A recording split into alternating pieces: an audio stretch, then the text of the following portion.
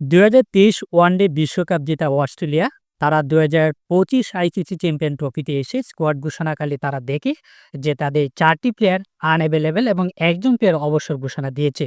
এবং এই জিনিসটি কিন্তু তাদের টিমে কিন্তু একটি বড় ধাক্কা।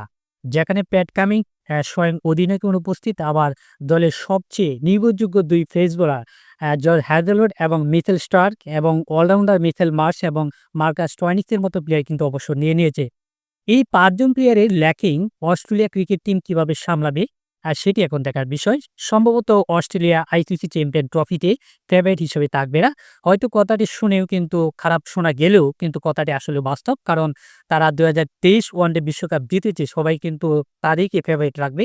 কিন্তু দলের যে বন্ডিং, তাদের যে ফেস লাইন অ্যাটাক, অর্থাৎ যেখানে বেস তৈরি করে তারাই কিন্তু অনুপস্থিত। সুতরাং অস্ট্রেলিয়াকে আমরা একেবারে পিছনে ফেলে না দিলেও কিন্তু তাদেরকে আমরা ফেভারিট হিসেবে দেখতে পাচ্ছি না।